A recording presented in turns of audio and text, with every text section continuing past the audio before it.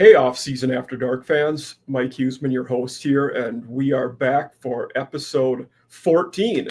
And we have a big one here. This is the final conference we touch on in our tour around the 9 conferences. So um, we have Clinton and Ryan here from Inside the Pylon to talk about the MAC, one of our favorite midweek conferences, one that everybody always looks forward to watching. And I feel like out of the G5 conferences, people probably have the most exposure to the MAC for that reason of watching it midweek. And that's kind of one of the things they saw the future in some ways of getting on the ESPN train and having those, midweek games. So, Clinton, Ryan, glad to have you guys here. Tell the audience a little bit about what got you onto Midwest football and how long you've been doing this for. Go ahead, Ryan. Oh, I have to start. Jesus Christ. Okay. Well, I can officially say I've lived my entire life now in Big Ten country now that the media days are for the Big Ten are in Las Vegas. So that's nice. I guess I've been a Midwest football fan my whole life. I mean, that's technically true. My dad was born in South Bend and he made me a Notre Dame fan against my will. And it has been really the one sport that I've religiously followed since childhood and never really wavered from, right? You go through ebbs and flows with certain things. And college football has kind of been that one constant sport in my life that interest has never really waned. And then going to Bowling Green for undergrad starting in 2009 and living in Bowling Green for almost a decade somehow. Is that when the Claw was there? Yes. Yeah. Yep. That was his, my freshman year was his first year, the year when Freddie Barnes should have won the Biletnikoff that year. He was still robbed of that. I maintain that to this day, but saw some good football there. We had, the Dave Clawson run followed by Dino Babers when the offense was really something else. And then I moved to Athens for grad school right when Bowling Green got bad and Ohio was still pretty good. I didn't have as much time to watch OU there when I was there, but I mean, it's a conference. I mean, you touched on it. You get those midweek games that becomes a staple of my viewing diet once November comes around, and I try to pay attention to it as much as I can early in the season. Obviously, with TV windows on Saturday, that's not as easy to do. But, whenever I find the Falcons on ESPN3 or whatever the hell they're calling their streaming app, now we'll always pull that up. So it's just always been an interest of mine, and I'm glad that we get to talk about it now. Absolutely. Yeah. Clinton, what about you? For me, I've grown up in a Big Ten country my entire life, as Ryan said, but actually true Big Ten country. I've been in Ohio for all of my 33 years. I grew up about 25 minutes away from Athens, depending on how fast you drove through all the curvy roads to get there. And then I'm a lifelong Bobcat. I am an undergrad and a doctoral grad. Ryan and I both are physical therapists, both graduated with our doctorates from OU as PT program. But I'm also a lifelong Ohio State fan. Ohio State is able to compete on the national level, which is a huge drawing interest. And OU, though, still always has my heart. Sports first, OU college, all day, every day. But I love getting to see the Bobcats. Huge celebration last year that they got their first MAC title since I believe it was in 1967 or 69. So well before I was born. But it was really enjoyable to see that season. And same with Ryan. When I get a chance now with two little ones, I have a 5-year-old and a 2-year-old, I do my best to tune into some MACtion. It's a wonderful time of the year in November. We're getting into the tough spots of football where it's kind of do or die for teams. And maybe if your team's out of it, the MAC offers something beautiful during the week for you to turn into. I think I had 2 times while my time at OU, I went to a blackout game on a Tuesday and Wednesday night. And one of those was, until I went to the Ohio State-Tennessee playoff game last year, was the coldest game I had ever been to. And I about froze, but I got on ESPN and we won that game. So, my toes might have had frostbite, but it was well worth it. And then, just passion for college football. Same with Ryan. I'm a Bengals fan, so that's a rocky road to have for an NFL team. Joe Burrow, Athens Zone, has brought some success to them. But college football has always been my love since day one. I've always enjoyed talking about it with people. And, Ryan and I, being friends now for multiple years, we decided to put it together and create Inside the Pylon. And we are now 1.5 years We're in our Awesome. second year. We just completed our second year of fall previews that you guys should head over and check out. They're excellent. Our last one last night was with Ryan Abraham of USC. So well worth a listen if you guys want to get inside on the Big Ten. We also had a MAC preview with Alex Shear of the MSC Connection, and that's a really great episode. I'll link all that stuff in, so the viewers in your guys pages, so the viewers can easily click on that and subscribe, hopefully. Yep. So yeah, just love college football, man. Eat, sleep, and breathe it. Like you guys, I am a Midwest Big Ten country native from Minnesota, though I did not go to the University of Minnesota. Went to a small private D3 college, Gustavus Adolphus. Then did a master's in Louisiana, went back to Minnesota, then went to the SEC for my PhD, University of South Carolina. Go Cox. Mm-hmm. So now at Marshall, another G5. Everything's more fun in the sun. Sun Belt Conference. So, though just down the road from Ohio, not too far from Athens. Yep. But yeah, big off season for the Bobcats. They in doing all of my coaching stuff, one of my favorite hires was Charlotte getting Tim Albin. It was a great move by them. They did a good job there. So hopefully Brian Smith can pick up, and they've had such consistency there, which that you've seen such a delineation in the MAC with Toledo, Miami, Ohio, UNI to some extent. I think Buffalo's getting there, but that consistent program builder leader that has just made those programs. That was such a shock, man. Me and a couple buddies were going to the Big Ten Championship to watch. We always go to the sports bars before to watch the other games. We watch OU just boat race Miami. Yeah, loving it because we're all OU grads. And then literally not even an hour after the game, we see that Albin is now going to Charlotte. And I'm like, excuse me, what? How did you handle that with your team when that happened there? Did you even get off the bus? It could be worse. You could have lost him to the worst team in your own conference. Very true, So, Marshall. yeah. Yes, absolutely. Mm-hmm. Absolutely. So. But in the absence of having a specific team, to talk about, let's talk a little week 0 ball before we get into coaches of the MAC. So we have 5 games this weekend. Of course, the bottom one there, K-State, Iowa State, Farmageddon is in Ireland. And then 4 games stateside. Is Hawaii considered stateside? Did I say that right? I think Dublin's probably close. From where the 3 of us are, Dublin's probably closer than Hawaii. That's absolutely honestly probably true. Yeah. But I was a little surprised to see Hawaii the favorite in that game. You don't typically see a G5 favorite. Also, with how poor Stanford has been, why are you going on the road to a G5 team? I'm scheduling the weakest teams I can at home if I'm Stanford, even if you have to pay more. Hey, Andrew Luck, was he temporary AD now? Yeah. He's firing it up, man. Like getting he's rolling for them. He's the GM. GM, okay. Well, different terminology in college football these days. Because Stanford has him as the GM and Cal has Ron Rivera. Oh my gosh. Where he's an alumni. So that's crazy. Yeah. What a world we live in now. Yeah. Then we have Idaho State at UNLV. So Ryan's real hometown, not Big Ten, but running Rebels. Yep. The return of Muschamp, right? The who? No, Dan Mullen. Dan Mullen. Goodness sakes, I knew it was a name. My bad. The return of Mullen. Yeah. Wait. What did you say? I said Muschamp by accident. Oh, yeah, same difference. But 25.5. That's a lot of points to cover at home in a game 1 of the new head coach. Which I know a lot of people that I've seen who are real in the weeds with the gambling and spreads. They were surprised that game even had one because a lot of the FCS versus FBS doesn't have one spreads. So, and then Fresno State at Kansas, 12.5. That's KU finally gets to play a game in their new stadium after being at Arrowhead all last year. Yeah, have you guys seen this? Have you guys seen the new stadium? It looks very nice. It looks awesome. I am excited to see that. It's going to look really nice with Jalen Daniels actually being healthy to play in it.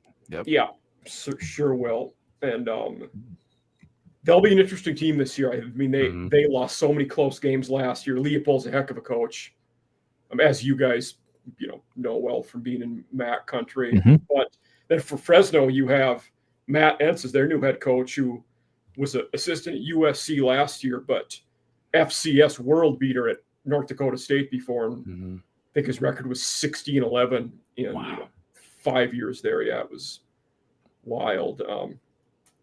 Then we have the very uncommon Week 0 conference game. Only Conference USA would do that. Nobody else would even imagine doing a conference game Week 0. Mhm. But here we are, Sam Houston at Western Kentucky, WKU -10, which a lot of turnover at Sam Houston. You got Phil Longo coming in as the head coach. Casey Keeler left for Temple. So got to like the Hilltoppers at that one. But spread-wise, I don't know. I would have to look more into it to see that one. And then obviously the big one in Ireland, K-State's 3.5-point favorites. And that's an interesting one because we're dealing in that game with both teams that have legit conference title aspirations, or at least getting to the championship game. You don't want to be dropping a Week 0 game. I mean, that's a long road back. Absolutely. No, yeah, you talk about the rare conference game on Week 0. That's it's a monster. Could be a potential preview of the Big 12 title game as well. Yeah. I worry a little bit about Iowa State with the loss of Higgins and Noel. They were such an important factor out wide last year. And hopefully I don't botch his name. It's Abu Sama, the running back. Abu Sama. Yeah. Abu Sama. There we go. Yeah. There's my hillbilly language barrier there for you. But fantastic running back. So do they tend to lean on him early, or what can they find at wide receiver? Matt Campbell, another fantastic coach there. And then year 2 of Avery Johnson, to see if he can start off a little better than last year. And, he came in, essentially took the job from Will Howard, and I think was a little bit bumpy last year for him. So year 2 coming under his belt. And then of course you got to deal with it while you're on the road in Ireland, which we saw Georgia Tech go in and at that time shock the world last year and beat Florida State. And then we realized quickly that Florida State was just bad last year. So well, with Iowa State, some of the things, I'm hearing about them, Sama and then Carson Hansen, running back from Minnesota. Sounds like those two are going to get a lot of the workload there. Like, I think they'll split it, so we'll see a lot of Hansen as well. And then we're also hearing they might, last year they played a lot of 3 wides just because they had dudes there. Sounds like they might revert back to more of the Matt Campbell 12 personnel, and we'll see a lot of 2 tight end sets for them. Oh, nice. So, yeah. And then, like you said, Avery Johnson ran the ball very well last year, was not a consistent thrower. But Kleiman has done a great job as well. Tough to count them out. In our Big 12 episode I did about a month ago, I had a Texas Tech guy on, and I picked K-State and Arizona State to be the 2 teams to make the title game there. I'm sure he was thrilled. So, he picked Texas Tech and Baylor, which they both beat.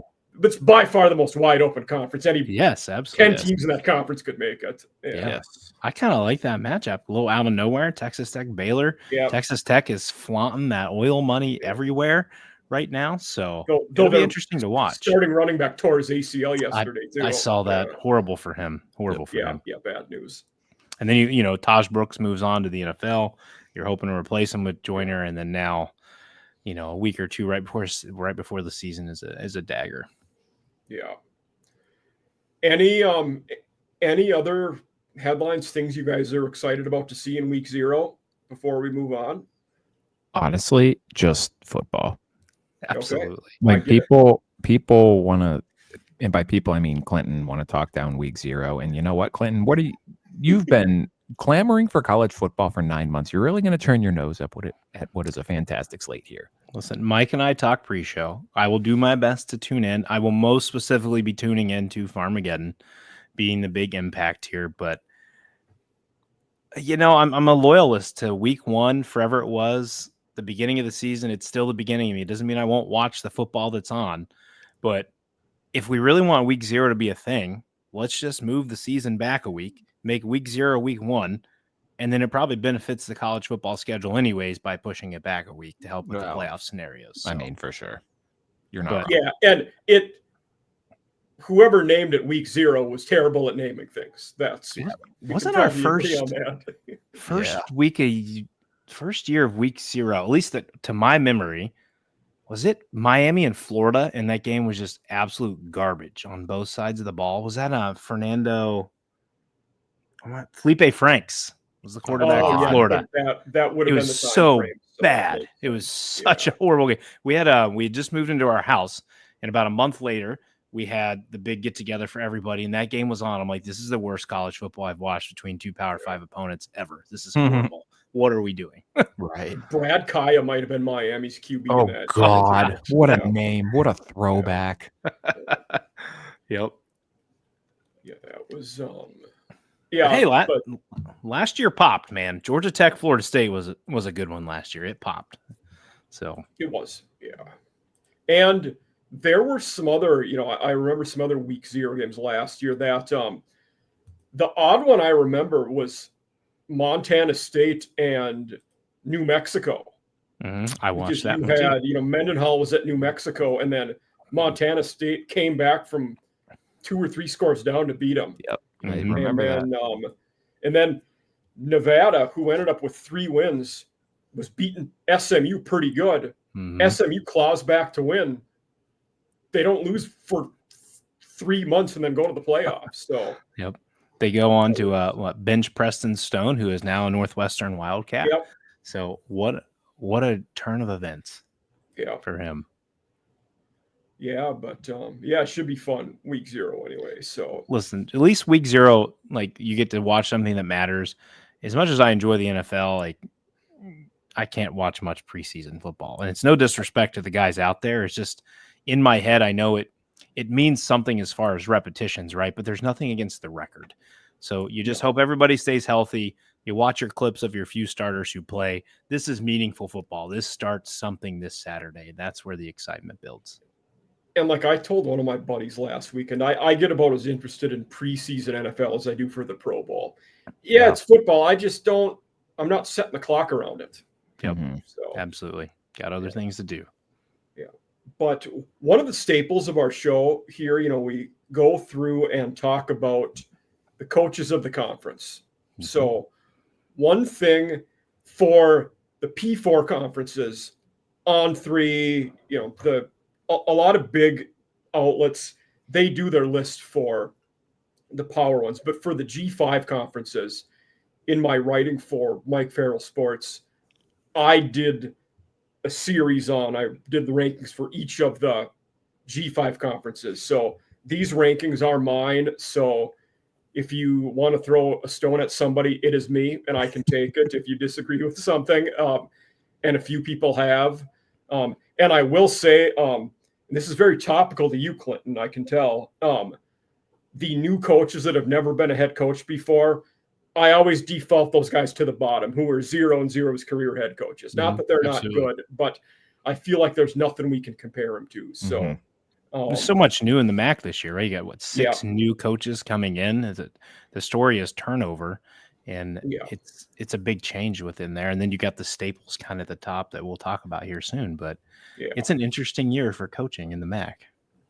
Yeah, and then I think at the end of all of those 5 articles, I did a overall top 10 for the G5, and the MAC was, I think, the only conference where they had 3 coaches that made my top 10, but the American might have 2. They had 2 or 3, but Candle, Martin Lemo all made the top 10. I remember that. So, and for me, as much look at it, run all the numbers, waffle on everything. Tough not to put Campbell at 1. I mean, he's done a heck of a job. He's 73-40 in 10 years. That's an impressive record. Absolutely. So for you guys, maybe one way I'll break this down. Ryan, you can go first, and Clinton, if you want. Would you have the top 3 different than I did? And if so, how? No, I literally wrote down the same exact 3 for my top 3, and I mean, I think it's a pretty obvious, at least the top 2. I think maybe at number 3, you can dicker over the details a little bit. I mean, obviously, Pete Lembo's coming off a fantastic season, and he had a Yeah. fine run at Ball State until it kind of fell apart at the end for him. But I mean, you look at the longevity of Jason Campbell, and for a guy who's been at Toledo as long as he has been, maybe you can make an argument that's not the best thing because you haven't had that period of like high level sustained success that's made you attractive to a P4 program looking to poach you. But I mean, he's been at least 500 every season he's been a head coach there. They've won 8 games at least for 3 consecutive seasons after they had a little bit of a lull there around that COVID era, that 18 to 21 season. But I mean, this is the class of the MAC in terms of sustained competitiveness. They haven't had like a go ahead. So one thing that actually surprised me with Candle in his 10 years for how successful they've been, he's only won the conference twice. I would have thought it would have been more when I first, looked at it. Yeah. And maybe that gets down to why he's been at Toledo so long, right? He's not had he hasn't had that big bright star. Like you look at like a guy like we were talking pre-show about Dino Babers, who comes in and just takes the league by storm and makes the title game 2 years in a row. I don't remember. Clausen did the same thing right before him too at Bowling Green. Yeah. You got Dave Clausen took over a very senior laden team from Greg Brandon, and then everybody left and they fell apart for 2 years, and he built it back up and got to a MAC title game with good sustained success there. But they've never had that like high, bright burning period, but it's just been a consistently good program. They put guys in the NFL, like quality, good players. I mean, like we're talking Quinyon Mitchell was one of the better rookie cornerbacks in the NFL. Very good. Yeah. And same thing with Chuck Martin too. I mean, he took over a terrible situation at Miami, and that was more of that slow, gradual build. And excluding the COVID year, he's made a bowl game 5 consecutive years. He's won 2 conference titles. He's been to a 3rd title game. I can't read my own damn handwriting here. I think this says I should need better glasses. I respect Chuck Martin a lot.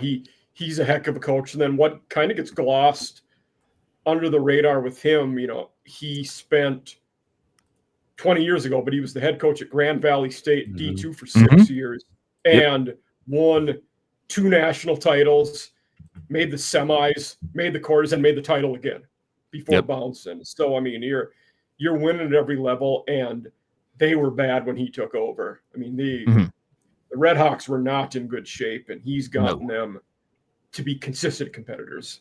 Yes, and talking since that bowl streak began in the 2019 season, he is 31-12 in conference play. So that is consistently one of the best programs in the conference. And then with Pete Lembo, I mean, I think the year he had last year with Buffalo put him over the edge. And I mean, Clinton, you mentioned it too. There's a lot of new in this conference anyway. So I think maybe the competition for number 3 isn't as fierce as it might have been last year. But we're also talking about a guy who, when he was at South Carolina, had a reputation as being one of the top special teams coordinators in the country, just a mastermind with special teams. And I think having that as your head coach does a great job of building a strong culture with the program. You get your star players bought into special teams. I think like you got guys who are unselfish and willing to do that dirty grunt work. I think that's just a good way to build a top-down culture from your program. And maybe that's just a personal opinion or a hot take, but that's kind of how I feel with Pete Lembo. And another common thread we'd see with those top 3 coaches there who've developed winning teams and sustainability, they all focus on the trenches too. Both O and D lines are good, and it's where they're focusing. So, Clinton, would your top 3 concur with us, or would you defer? Brian Smith, number 1. No, I'm kidding. Jason Candle was my 1, Martin was my 2, and Lembo was my 3. And, Ryan, you guys have alluded to some things in there. Both coaches have had, 2 MAC titles at the top with Candle and Martin there. Candle had MAC Coach of the Year in 2017 and 2023. And then, Mike, you mentioned his 73 wins as Toledo's head coach. That's tied for most all-time with Gary Pinkel. So as soon as Toledo wins a game, he will be the most all-time winning coach in Toledo history. Last year, super impressive, right? Wins over Mississippi State. You just didn't beat Mississippi State. You beat them down in their own stadium. Yeah, 41-17 on the road. Yeah. And then you beat Pitt in the bowl game. And then impressive with Chuck Martin. He's won 65 more games than anyone else in Miami history. So again, you've got another top level coach. And what comes with that is longevity, which I think in any coaching industry now, especially college football, with the way NIL and all this stuff has changed, 10th season for Candle, and I believe I counted it right, 12th season for Chuck Martin. Yeah, 12. Super impressive, right? Not only did Martin get the wins, but if you look at his recruiting classes over the last 9 years, Miami's recruiting classes have been first or second in the MAC 7 times. So if you want to talk about staying consistent, you keep your recruiting classes up there. And just with Limbo, I mean, just super impressive first year last year, taking Buffalo to 9-4, 6-2 in the conference. They're a really interesting team this year. We'll talk about some of the teams later, but no, those are my top 3 as well. A lot of intrigue though, across the conference, but my 3. Yeah. And Lembo was good at Ball State the first time he was the head coach in the conference too. Yep. So looking at this conference, I felt like it would be more of a consensus at the top. It's when we get in the middle at the bottom where we probably would see more disagreement. So looking at the next, the bottom part of that left column, Creighton, Hammock, Harris Simiak, Eddie George. I have to imagine there's some disagreement in there just based on 2 new faces being on that part of the list. Yeah, I like Eddie George a lot. I think what he's going to bring it to BG. Had a nice run in the FCS there. I believe he turned the program around, got him to the FCS playoffs. Yep. I think sky's the limit. Alex Shear talked to us about how they're selling it hard with Eddie, right? I believe they got BG jerseys with Eddie George's name on it. They are pitching hard to these guys. He's bringing in, he's a popular name, and not only just in the state of Ohio, he's a Heisman winner. Yeah. So I would probably, if it were me, I'd probably bump George a little bit up, just given some of the success he has there. But that would be about the only one I would see. I think that's good. I will say why I gave Harris Simiak the nod over George was in the FCS, he made it further. That main team he had made a deep playoff run the year before he left for Minnesota to be a defensive assistant.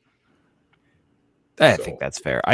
It's kind of hard to really get too fired up one way or the other, because I mean, like, you have 2 guys who've been in the MAC for a period of time, and maybe this might be a hot take, but I think Thomas Hammock at 5 is perfectly reasonable, and it would not surprise me if a couple of these new guys surpass him. We're talking about an NIU program that was a BCS buster, right? Like, this is a good G5 program, and Jerry Kill was there and then went to Minnesota off of a great season there.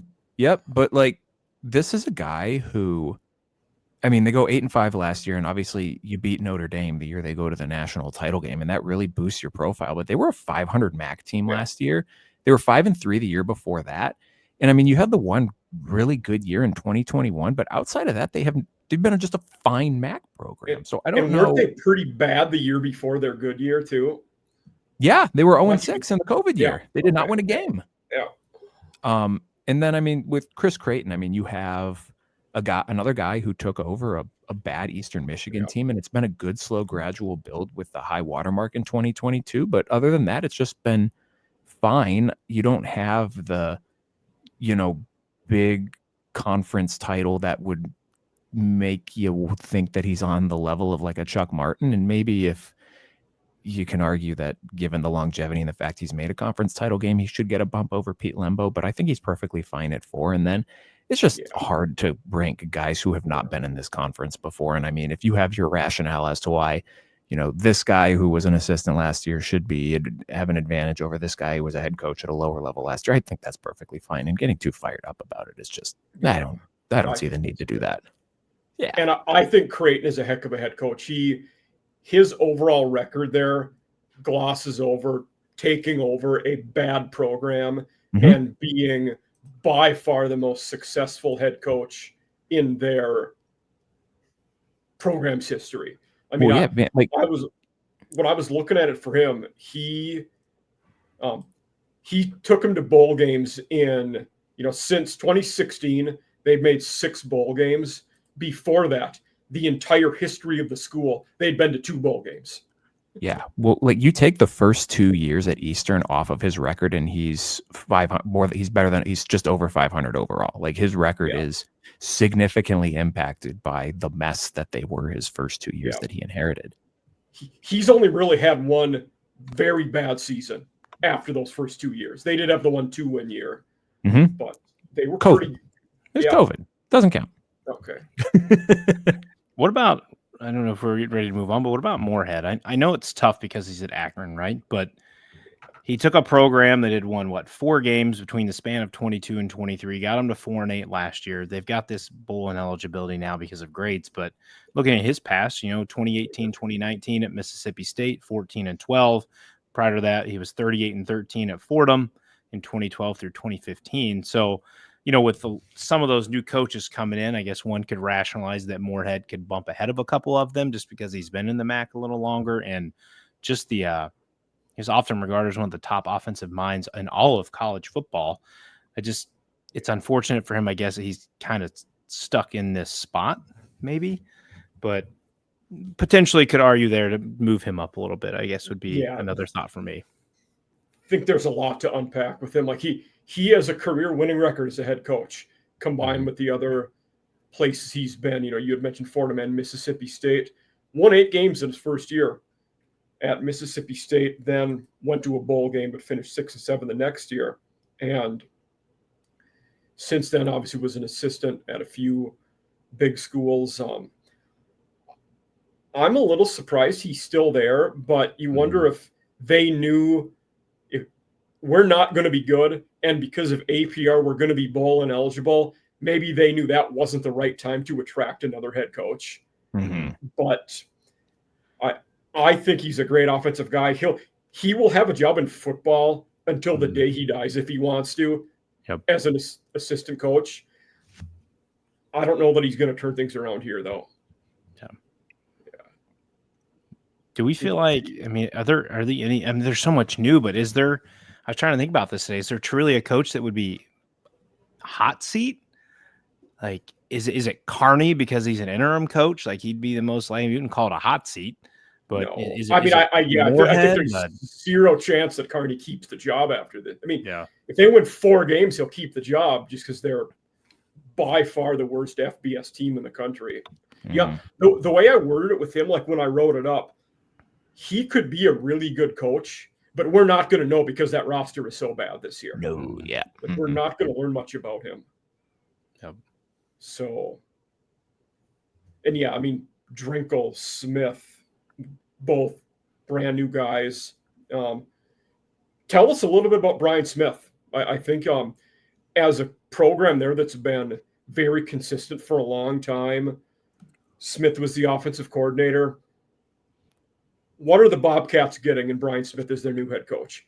Is it continuity above all else? I think that would be the same. it's kind of the same thing they did when Solich left and brought in Albin. Is just promoted the next guy that's been in there. He's been an offensive assistant for the last 3 years. He was the play caller in 2024. Helped him get to the bowl win. So I think it's just keeping something there, especially that you're bringing Navarro back. He was obviously there now with Banguras coming back as well, so there's some familiarity with him coming back in there. He's also got a wealth of experience where he's not first time as a head coach, but he's been at Washington State, Hawaii, and Portland State as well. So, Ryan and I have had this talk before.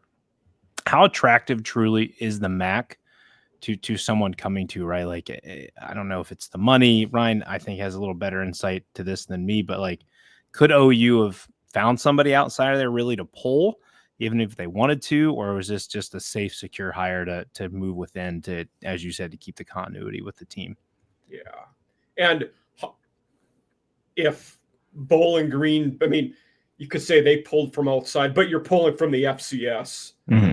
UMass pulled a guy who has never been an FBS head coach before. Same with CMU. So you're doing different things there, and Ohio's the only one that promoted from within. So and it's kind of like a thought, right, where you look back at maybe not Brian Hartline specifically, but someone who maybe wants to test the coaching waters. Like, do they just hold out for something that's not in the MAC, and that prevents them from taking a chance, unlike the Ohio Bobcats, who just won a MAC title and bring back the starting quarterback. They've got a decent wide receiver room. Like, does the conference kind of scare somebody off? So maybe that makes it hard. Maybe it's just an OU thing to promote from within. I don't know. It just, to me, it feels like the way that you ascend the coaching rankings in 2025 is so drastically different than how it was 20 years ago, where programs were looking for you to have been a guy who was the head man who led a program, and that kind of gave you the tiebreaker over maybe a hot shot up and coming coordinator.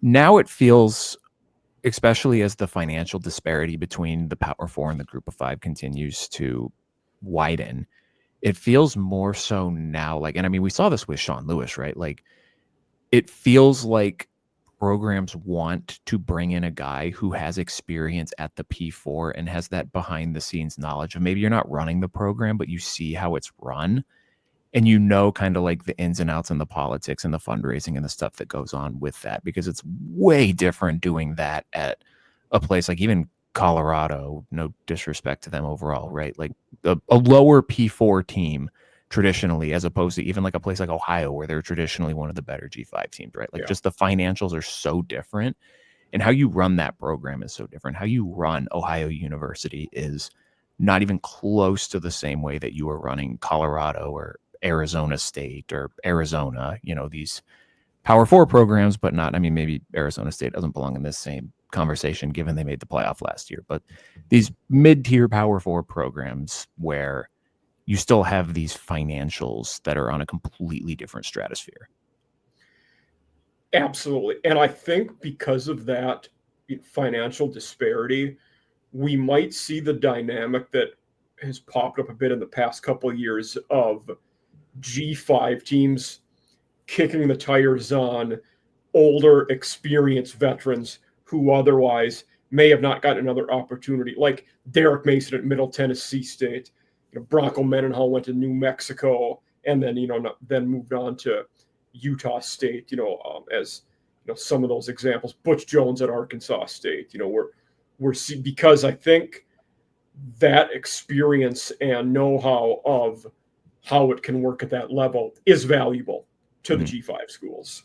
Mm-hmm. So, in terms of this list, one guy we haven't talked about, Mike Yuremovich, Ball State, was a pretty successful guy at FCS Butler. The more I read about, at first I was not as high on the hire. I was just kind of like, oh, ho-hum, whatever. He's an in-state guy, FCS, whatever. But the more I read about him, the more he seems like a pretty impressive guy. Like just listen to him now. A lot of these guys, you'd run through a brick wall for him after hearing him talk. But I was impressed listening to him talk and the way they do things on offense and defense.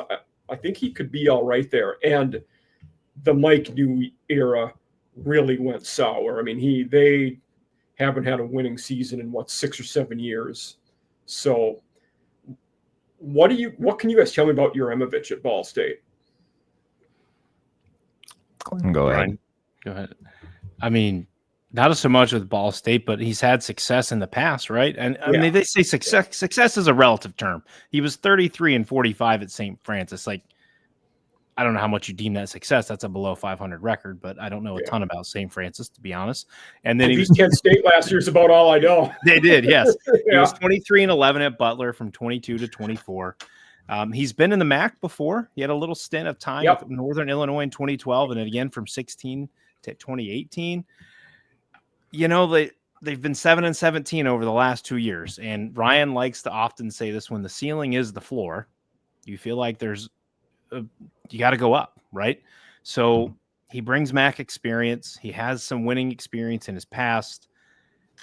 Can he kind of jumpstart this program and getting them out of the cellar of the MAC conference this year? Yeah, I mean, a guy who's been around the block, you'd like to think or hope that experience can kind of pay dividends, but it's a lot of new, man. It's tough to say too definitively one way or the other. I was trying to pull up here just to see. Yeah. I mean, what exactly? Mike New was there for 9 years, and the COVID year was the only winning season he had. They were 7-1 that year. That was the only winning season New had at Ball State. So he was a guy, I made this comment a year or two ago, probably a few times. Had he not been an alumni who was kind of the golden boy and highly thought of, he might not have lasted as long as he did there. Yeah. And I think, looking at his team this year, they're only coming back with one returning starter. Kyle Kelly, I think, unless there's been an announcement different, I think he's supposed to start at quarterback. Sounds like he is, yeah. Yeah, not a great passer. Ability on the ground is good. Yep. But I think I read they are replacing 4 new starters up front, and that's tough for any coach, right? When you've got to have 4 new offensive linemen breaking in the quarterback while you're as a new coach. Who knows? I mean, we've seen, again, this is tough to compare to. Coach Signetti comes into Indiana last year, right, and takes a program that's been mid to doormat of the Big Ten for a long time and instantly flips those guys around. Now, he brought a ton of James Madison talent with him to do it. It's a little bit harder probably in the MAC because you're not pulling that kind of talent to your team, but it is possible. He could flip them around this year, maybe get him to the middle level of the Big Ten of the MAC, and then continue to build upon that for them this year. I mean, they had talent last year too that they just don't have now. Their entire passing game is gone. Caden Samanza is at Tulane. Tanner Koziel, I think he went to Wisconsin and is now at Houston, I think. Houston, the double transfer. Yes, he is at Houston, yes. And then second leading receiver Cam Pickett is at Kansas. Yep. And then you got to turn the defense around. 40.1 points per game allowed last season. Oh, boy. And when you're only bringing back 2 starters, that might be a good thing, though, right? Could be good. If you can clean the house out a little bit, get a little refresh. But if you're giving up 40 points a game, and again, some of that's probably impacted from out-of-conference matchups, but you're not winning a whole lot of games giving up 40 points a game. That's not going to go very well. No, you're not. Yeah, two of their – the one thing I noticed in looking at their roster was their center was a transfer from Boston College. You're a new guy coming in. So sounds like their O-line will need the help. And then at their defensive backfield, everybody's a transfer in. Like that room is basically all new from guys that were elsewhere. So what's the saying? Hope springs eternal. So yes, maybe with some new hope there for Ball State. Yeah. One guy another one we haven't talked about as much, but I kind of changed my tune on, the last year or so is Lance Taylor is doing all right at Western. I mean, he started off there and they got better in year 2, maybe would be the right way to say it. I mean, he started out, they were 6-7 last year after going 4-8, but I wasn't a fan of that hire when it happened. That might be why I was, kind of beating around the bush there, but he's kind of changed my mind. And going into year 3, you'd think this would be the year, if they're going to take that step up, this is when it would happen. So maybe. I mean, last year, you drew both Wisconsin and Ohio State in the non-conference. That is, and you took Wisconsin through 4 quarters, and that was the problem. Then I believe you drew Ohio State the next week, and you just got railroaded because you exerted every single bit of force you had. And I believe Western Michigan, I think there was a botched punt in that game that flipped it in favor of Wisconsin, or Western Michigan might have pulled the upset. And they then 2 weeks after the Ohio State game, they came here to Marshall, and that game was a battle. We beat them by 1 score, but there was a defensive score in that game that really turned. I mean, but that game was nip and tuck till the end. Yeah, so I mean, them competitive. I mean, you got your first bowl mark since 2021, 5-3 in MAC play. So if that's where you're living, right? Like if schools are going to pay you the millions of dollars to come take your butt whooping, I guess you do that. But you're going to judge him based on his MAC play, and he's 5-3 last year. That was the first conference winning record since 2019. We're in 2025 now, so I guess that was 5 years. Math isn't our strong suit on Inside the Pylon, but 5-year difference there. And, he's got a really good history. He's been at stops, Stanford, Notre Dame, Louisville, and in the NFL with the Jets and the Panthers. So great running backs coach. Yeah, so he's got experience there, and again, we'll see what he can do this year and continue to move forward. They were kind of a team. Remember when we talked with Alex? We had our 4 teams, and we'll probably get into this too. But Western Michigan was kind of in that middle-ish tier for me. Like, can they break forward to get into the top tier and compete this year? So I'm eager to see what they can do here. And I don't have their schedule in front of me to know if they're getting that daunting task to start. I do have that here. Week 1 at Michigan State, week 2 North Texas, week 3 at Illinois. Oof. So yes, they are getting it. I mean, you don't have an Ohio State, but you could start off 0-3 there. Absolutely. Because North Texas is going to have a really good offense. Yeah. But being Big Ten guys here, if the wrong Aiden Childs shows up, you might start 1-0 this year. if he does not work on the turnovers. And also, after those 3, your week 4 game is Toledo. Oh boy. So the presumptive MAC favorite pretty much everywhere you look. Yeah. Woo, that is tough. So yeah. I don't know. Ryan made a good point. He talked about Lance Taylor being a great running backs coach.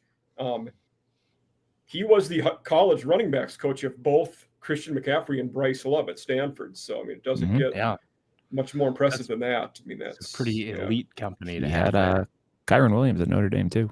Has Bryce Love pretty much fizzled out of the NFL? I don't think he's been a thing for a while. Yeah. I know there was so much hype with him, and I think it never amounted to anything. I don't know that he's played. Like, I don't even remember him playing since COVID's been done, and we're talking 4 or 5 years since then. So the last thing I remember him, the last I remember him playing, the Redskins were still the Redskins when he was the last I remember him. So absolutely. Yeah, I don't think he has ever accumulated an NFL stat. No. Okay. I think injury maybe early on his rookie year. I've had a dynasty league rolling for a fair few years now, and I'm sure I bought Bryce Love stock at some point in a rookie draft and then regretted that. Yeah. Yes, there's multiple injured reserves in here, and then he just kind of disappeared. Faded out. 2 questions we always end our coaching segment on that I'm going to end with you guys. One of you alluded to the first one before. Which coach is on the biggest hot seat this year? Oh boy. I mean, I guess I'm going to say Moorhead. My thought would be Moorhead. Lack of another good option. I just don't know if there's so much new. Like, where are you going to go? And if you don't count Carney in theory because he's interim, I think it's Moorhead. Yeah, I would say Moorhead, but I think my sleeper for this would be Thomas Hammock, because we're talking about a team that's about to leave the MAC for the Mountain West. You're talking about a step up in competition, and if they fall flat on their face or don't improve, I don't know what the financials would be to firing him, buying him out, if that's even feasible given the conference move and the seeming uptick in travel budget. But if they're not good this year, it would not surprise me if going into a new league for 2026 they want to start fresh. Okay, I can buy that. Yeah, that makes sense. Then the second coach one I always ask that makes people think a little more. Which coach with a good season could you see getting plucked away by a bigger school for their head job? Who do you think would be a guy that could get picked up? For a powerhouse like a Charlotte that might want to steal your head coach. Are we talking for 2026 or over the next 2 to 3 years? You can take it however you want. We've done both. I've had people answer it both ways. So, yeah. Because if it's the next 2 to 3 years, I'm going to say Eddie George. Okay. Thank God you didn't take my answer. That feels like a situation where if they hit the ground running this year and then have a big year next year, I could see either a low level Power 4 or a higher level G5 program calling, given the way that he built up already an FCS program. And if he's able to kind of keep Bowling Green rolling and take them up even a peg from where Scott Loeffler had them, given his profile as a former Heisman Trophy winner and NFL Hall of Famer, I could see a program come and saying, we want a piece of that. My answer is Matt Drinkle, CMU. He spent the last 6 years with Army, so he's got a good experience there. But prior to West Point, he was down at the NAIA level from 2014 to 2018. He went 42-17 and developed some of the nation's top offenses. So he's a big offensive mind. That's my point. That could pull him out of CMU. I don't think it's a one-year thing. I mean, they went 4-8 last year. So again, if he can improve the offense that quickly, he might get them. Let's flip 8-4. I don't think he gets pulled away this year, but as a guy over the next few years, I think Drinkle's a guy to watch. Drinkle was going to be mine too, actually. for that. Especially 2 of the 3 service academies have coaches that are older and been there a while. So, Yeah. but my guy in that case, I will go with Lance Taylor, who we're just talking about, because if he has a good year this year, we were just talking about he was at Stanford. They will be having a head coaching opening next offseason. Yeah. Right is the interim there. They will hire a guy. If he has a good year this year, he could be a guy they go after. Good point. So that would be really interesting. I like that. Yeah. And I think another one I'd mentioned before for that one, longtime veteran coaching at San Jose now, Ken Newman-Alalo could also be a Stanford guy. Oh, true. If San Jose has a good one. Yep. But absolutely.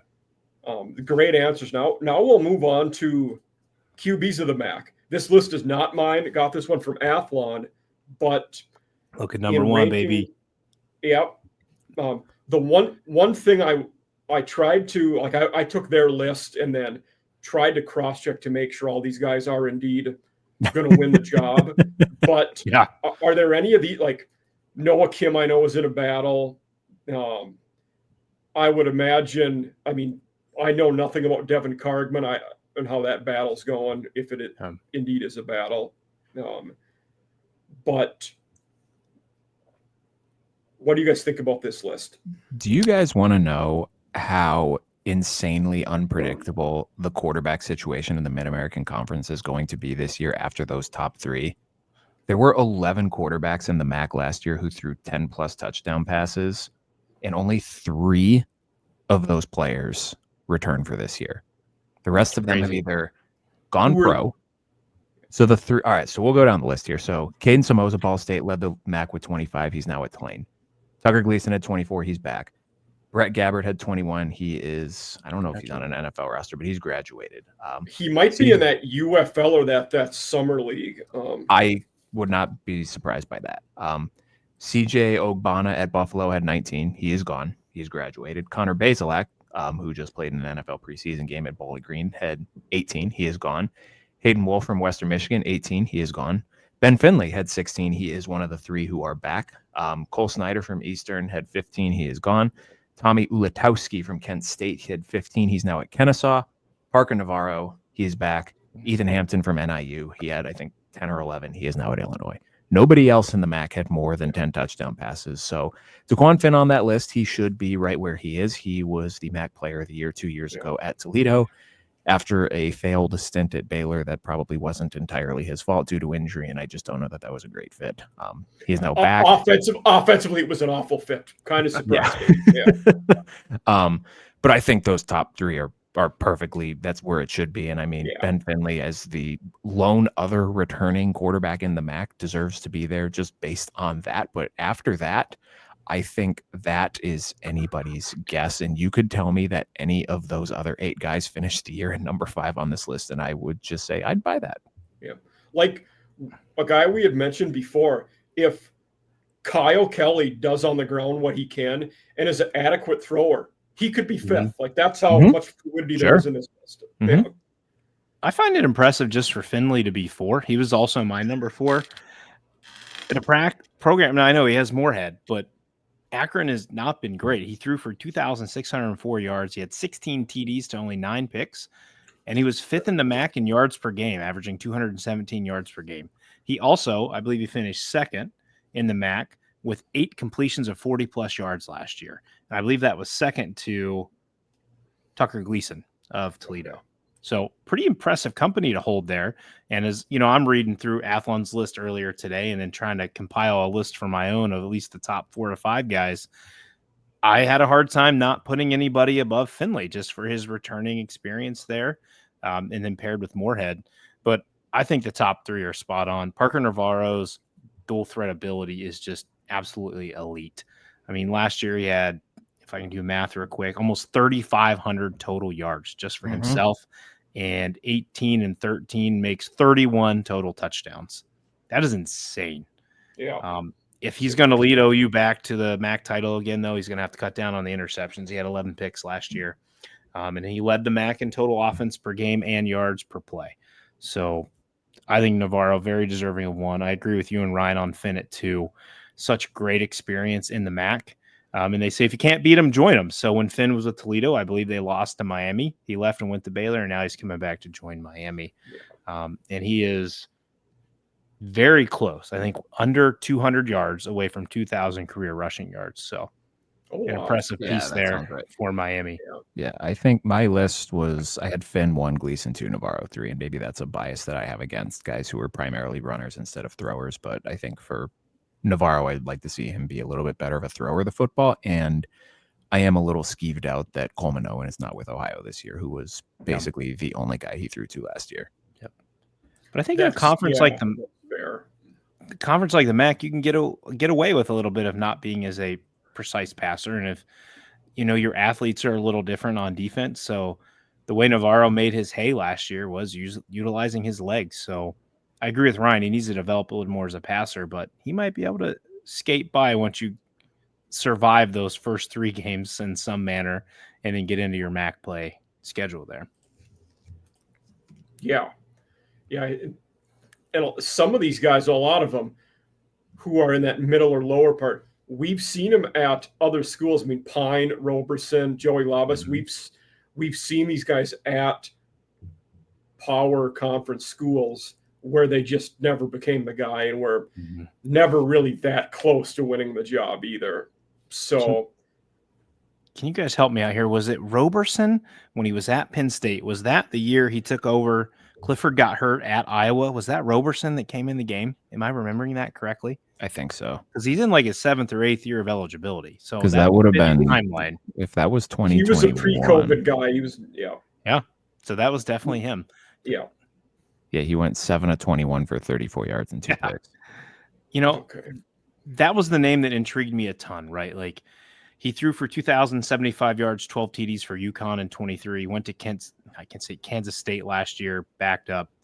But with Buffalo returning one of the top offensive lines in the MAC, and they have already a top rushing attack with a solid receiving core, he could be one of those guys. I know he's at 6th on the list here for Athlon, but maybe he's one of those guys that creeps himself up even into the top 3 with a big enough season with a supporting cast around him. I think certainly possible. Yeah. He does have the athletic tools, it's something that a lot of people don't have. And then Brandon Rose, another guy, was at Utah. We never really saw him play there, and then transferred to UMass this offseason. So what is the mood around the conference in terms of expectations for UMass in year 1? Oh, God. What are people expecting? Talking with our guy Alex is just don't stink. You're probably going to be at the bottom. I think it's just an adjustment period to get back in to the conference. And again, with so much change, I think expectation is try to not be bottom 3, but I think a lot of people expect they're going to be bottom 3 this year. They've already been a MAC team for a period of time and got kicked out of the MAC because they were so bad. I didn't know that was the reason why. Okay. I don't think it was because they were so. I think it was a travel thing combined with it was just because I think it was, were they football only? Because I don't think they joined for bat. This was what, 2011? You're right. It was because they were still in the Atlantic 10 in basketball back then, and that's a non-football conference. Yeah. UMass. Okay, they were not kicked out of the MAC. They chose to leave after the 2015 season as a football only member. Okay. Well, you mentioned coming in again. We just talked about Ball State average, gave up 40 points a game last year. Different conference, UMass gave up 35.5 points per game. So again, you're dealing with a lot of transfers on this team.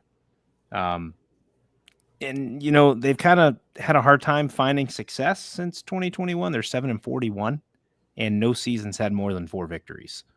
So I don't know how much.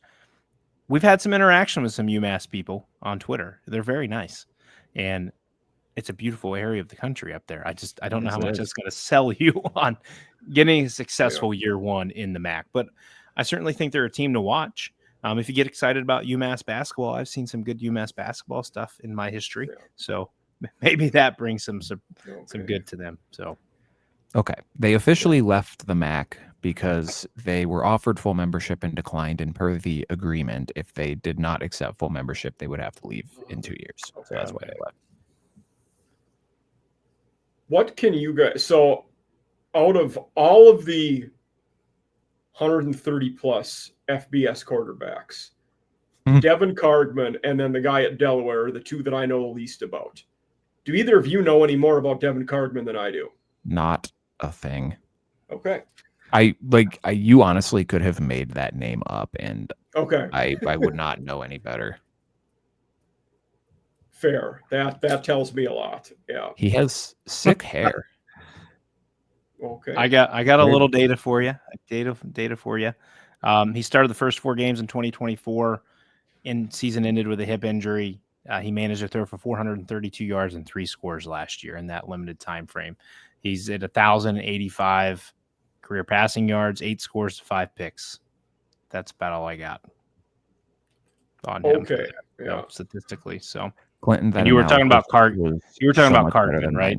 Cardman, Yes. I was talking okay. about. Yeah. I wanted to make sure I didn't pull up the wrong guy there to talk about, but. And I don't imagine the O-line in front of him is going to be all that stellar this year either. So he might not have a lot of time back there. I think what Kent State's projected there, they are projected to finish 13th in the MAC. So yes, he got not a whole lot of promise there. Yeah.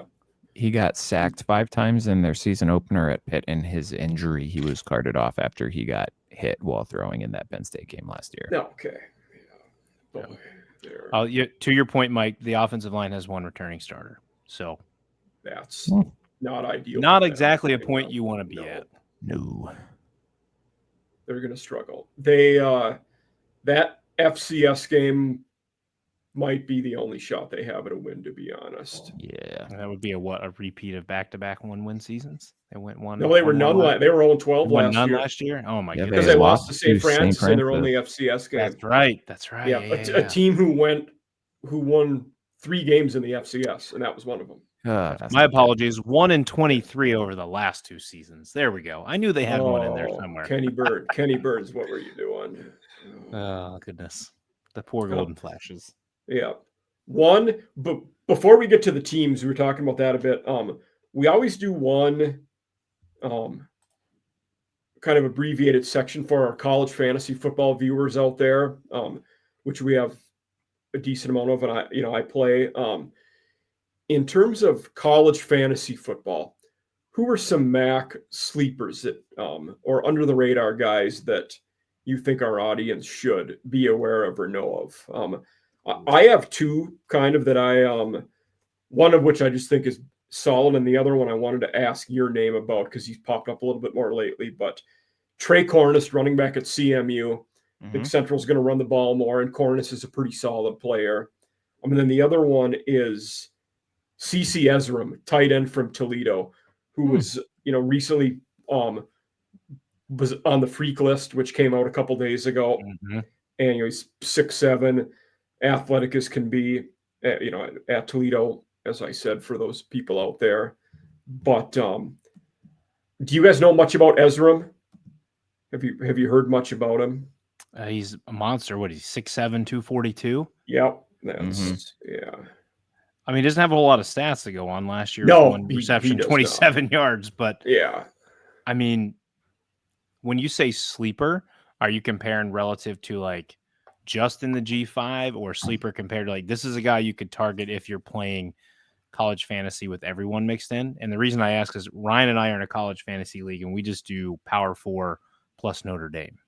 Okay. So the one I'm in is everyone, but it's broken up into 6 conferences. So like mine was Big 12 paired with American Conference. So they're divided up into 6 pairings. Yeah. That's cool. That's a nice way to break down. Are you guys through Fantrax as well? Yes. Okay. Yahoo used to have it. They need to bring it back. Yep. I like Fantrax, but COVID killed that one. But I mean, with Gleason there, I mean, I think he's certainly a name to keep an eye on. Absolutely. Yeah. I'm just monster dudes who are athletes in a conference who is, fairly average athletes on the scale of looking at the Power 4 comparison to Power 4. Could be a big year. Absolutely. I like it. Right. Ryan, I'm interested to hear yours. Let's go back and forth here, Ryan, so you don't steal my guys. Okay, well, I guess the first sleeper would be Chase Hendricks from Ohio University, because they need somebody to step up to be the new number 1 receiver, and he was the number 2 receiver last year. So Okay. that feels like a natural potential increase in overall workload. I think he had 40 catches, 471 yards last year. So someone has to replace the 80 catches Coleman Owen had. Yeah. Yep. If I were to say a sleeper, maybe Trevon Rudolph over at Toledo. Oh, you bastard. You have Vander Ross across from him, who is the experienced guy. And I tried to dive in on Rudolph last year. No major stats last year at NIU, I believe. Van Ross was on my team last year in the league, good. so he's good. Yep. Vander Ross was my guy I had marked for the ones I didn't have a sleeper. 85 for 957 and 5 TDs last year, and now with Rudolph paired across him, so maybe Vander Ross takes some attention, and that allows Rudolph to kind of play off of that. Guy, I guess he's really not a sleeper because he's in John Lobb's like top fan tracks dudes, but Aljay Henderson from Buffalo. Oh, he is absolutely paired with one of the best rushing attacks in the MAC, a top 3 offensive line in the MAC, 1,078 yards, 9 TDs. If you're playing PPR, he didn't do a ton in the pass game, but 19 receptions for 238 yards. I would assume you're going to expect him to build upon that even more this year. Takes me back to why am I blanking on his name? The little dude that used to run the ball for Buffalo, Jarrett Patterson. Loved him. 5 foot, all 5'5" of them. He went to the Redskins or Commanders. I'm not sure what they were at that time. I loved me some Jarrett Patterson, man. Absolute baller. Shout out to my homie / nemesis / frenemy Drew Pine. I still cannot believe Notre Dame won 8 games with him playing quarterback in 2022. He is small and does not have a fantastic arm, but now that he's hopefully healthy and not facing SEC defenses, maybe he will find some success again, but also does not help that he has not Tommy Rees calling plays for him, who is a very good offensive coordinator / quarterbacks coach, despite what Notre Dame fans would want you to believe. That's why he's on the Browns now. Fair. Yeah. So, Mike, since your guys incorporates everybody, how much of a hit will a guy like Parker Navarro take? Because he was one of my guys. Obviously, in the MAC, he's going to ball out. But if you look at his first 3 games, he's almost unplayable given the matchups, I would assume. Yeah, I mean, so much of it depends on what conference you're in matchups. So in ours this year, the MAC got paired with the ACC in that draft, and I believe Henderson was the 2nd pick overall. Okay. So him and Klubnik were one, and no, it was Desmond Reed, and then Henderson was 2nd. That's what it was. So. Yeah. And Isaac Brown was 3rd because that one went running back. But yeah, it was Reed and then him. Certainly those early season matchups, especially in the I've by design never had the MAC as my secondary conference because it's so tough in those opening weeks because your matchups are atrocious usually. Yeah. So, and oftentimes in terms of fantasy football, your receiving pool is pretty bad in the MAC. You just don't get a lot of good receivers fantasy-wise that come out of there. But rushing QBs are certainly very valuable. So, once you get into conference play, a guy like Finn could end up being very good. Back when he was still there, Curtis Rourke is one of the top guys in the league. Yeah, during the season, so he was awesome. Yeah, it's navigating that opening month can be tricky with those guys, and also when you're in that draft because you have a team defense. Well, you don't want any of those defenses that first month, so it's tough to get one. Yeah. Now we'll move on from the fantasy stuff a little bit. To teams of the MAC. So, when we talk about the teams, it's always, who do you expect to make the conference title? So, Clinton, what 2 teams do you expect will make the MAC title? Everything in my heart and my flag is sitting right over there. I'd love to say the Ohio Bobcats, and forgive me, Bobcat faithful who follow us. I'm going to roll this year in my MAC title game is Toledo versus the Buffalo Bulls. Are you shitting me? Well, you have the same thing. Yes. Thanks for letting me go first, Mike. All right, Oh, Ryan, you have you to change yours now. suck. No, You Ryan can suck. keep. There have been several times where I've had the same one as the Oh, other my guy. Lanta. So I'm gonna go Toledo, Miami in this one. Mhm. Not that it's different, but it's not really going out on a limb. Like Yeah. I feel like it was inevitable we picked those 3 teams this year. Yeah, I mean, there's realistically like 4 teams that it feels like you can pick from, barring like Yeah. a ridiculous injury to a key player or somebody from one of these like mid-tier teams with a new head coach that just kind of strikes gold with a quarterback who's playing out of his mind or a rushing attack that's a lot better than somebody expects. My worry for Miami, obviously you have Finn, but Yeah. from what I read, they're replacing all 11 starters on offense. And their offensive line is going to be a question mark. Now, they don't lack for size. They've got 3 dudes that are 6'8" and 4 that are 6'6" on the offensive line depth chart. So boy. that's massive. And I believe there was some mild confusion in sources I was reading, but their top 2 running backs are gone. Brunson and Tracy are going to lead the backfield. Brunson's an absolute bruiser, 6 foot 230. That is a brick to try to take down. Again, they're hitting the portal for their wide receivers. Martin's done really well with that in the past. I believe they've got 5-6 guys coming in. I believe one's a former Notre Dame guy, right, Ryan? Yep, Colsey. Yep. So again, if those things hit, and then you're bringing back 6 players on defense that played at least 50% of your games in 2024, so you're a little more stable there. But the reason I didn't have Miami in there is I was a little concerned with the turnover on offense, even though Finn is there. I think Finn's a star, but you got to have the pieces around you. And I think Toledo is almost a lock because their defense, they brought in Chip Trainum and Kenji Christian to boost their rushing attack, which actually was pretty bad last year. Yep. It finished 127th in success rate in 2024. We already talked about their receivers. That'll be nice duos. Talked about the tight end that's going to pair with Gleason. And then their defense is solid, man. They've been top 3 of the MAC in fewest yards per play for 3 straight years. And they're going to probably do the same thing again this year. And they're bringing back 4 starters to anchor their secondary, and Avery Smith, Near Bowers, Emmanuel McNeil Warren, and Brandon Owls. Owls? That's how you say his last name. Owls. So they're loaded. I barring injury, like Ryan said, I don't see a way in which Toledo, and I believe Toledo's schedule within the MAC is a little bit favorable. Toledo and Buffalo don't play in the regular season. Yeah, so I like the Rockets, and I'm just kind of on Buffalo as I'm buying a momentum pick here. I think they came out really nice season last year. I also, I'm not going to lie, I'm a little biased. I used them in the college football dynasty in 2025 and kind of fell in love with them a little bit. So I'm buying stock in the Bulls to make the MAC. And quite honestly, are we allowed to give our winner? Go for it. Here? Yes. I'm giving the Bulls to win the MAC in 2025, 2026, however you want to call it, win the championship. Yeah, it's still 2025. It's still 2025. So I like it. I think it'd be a hard thing. Now, again, that depends on quarterback. And I tried to look today. It sounds like Roberson is maybe the expected, but there's other guys there competing. So we'll see what pans out at quarterback. But I like the Bulls a lot this year. Yeah, I think Buffalo's ultimate ceiling is going to be whoever, if it's Roberson or whoever else, whatever the quarterback does for them. But I like the floor that they have with the defense.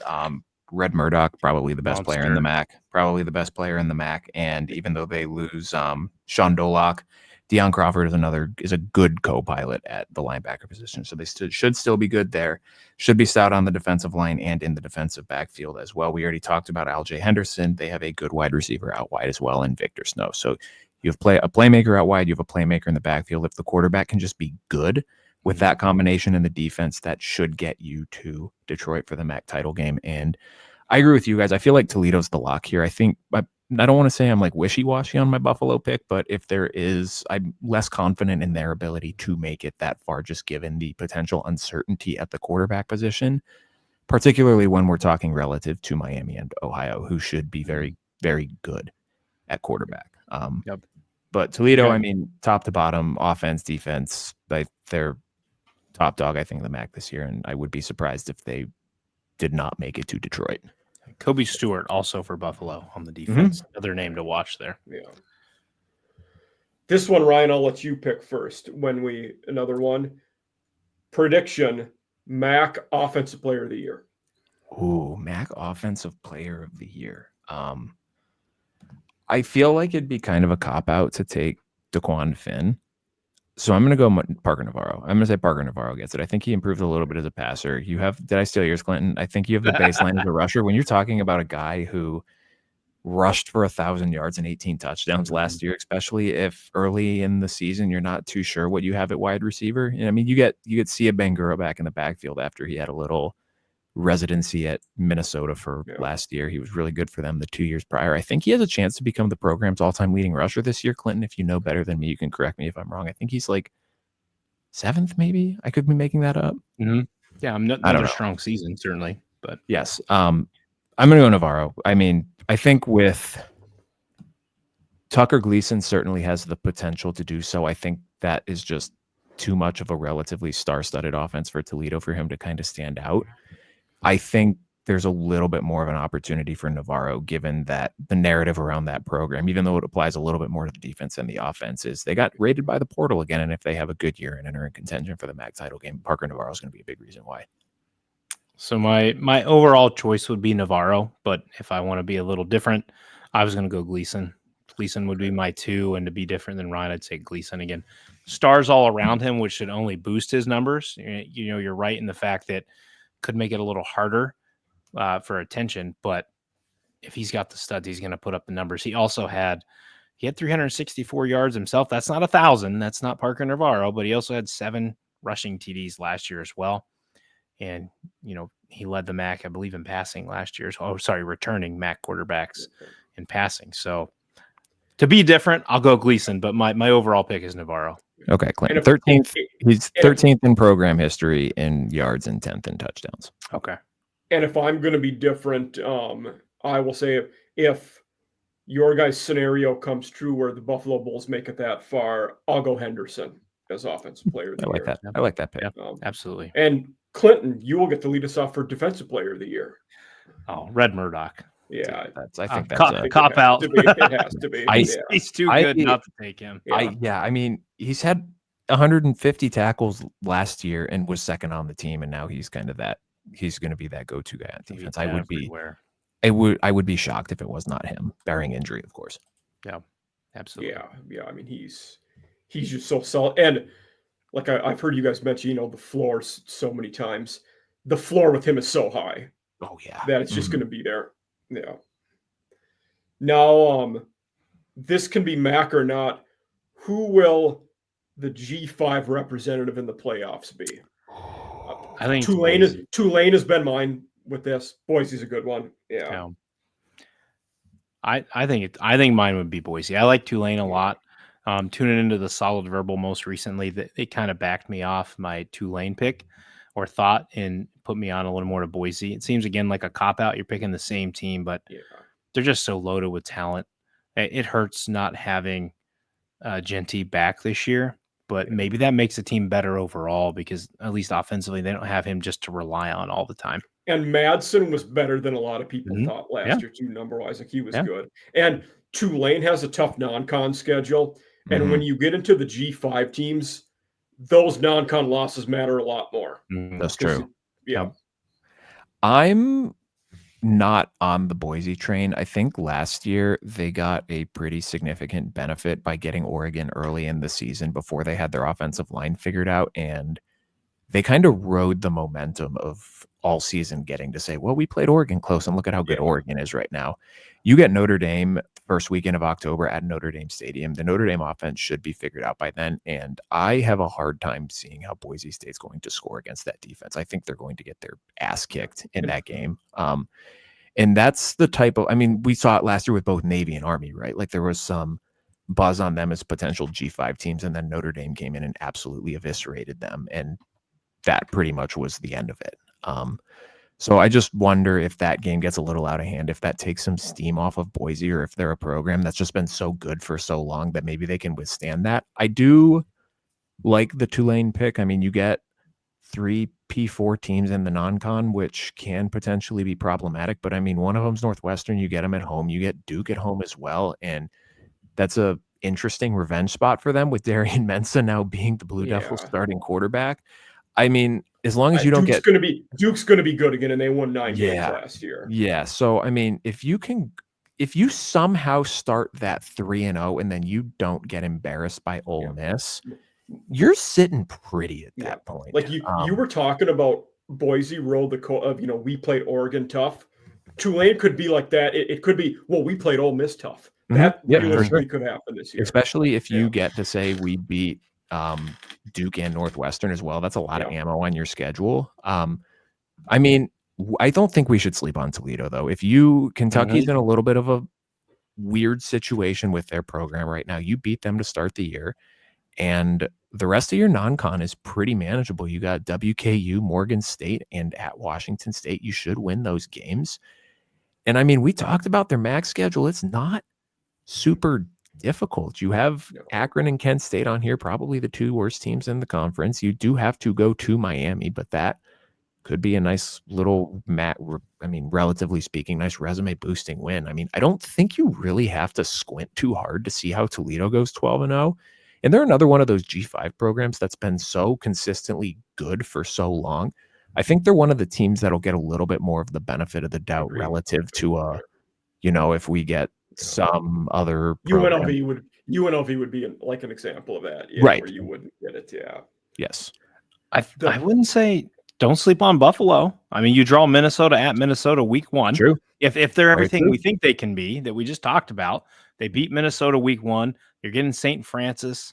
I mean, your other out of conference is Troy, UConn. Those should be winnable games for them. Again, you can't stumble in the MAC because the MAC's not going to give you a lot of support if you lose a game in there.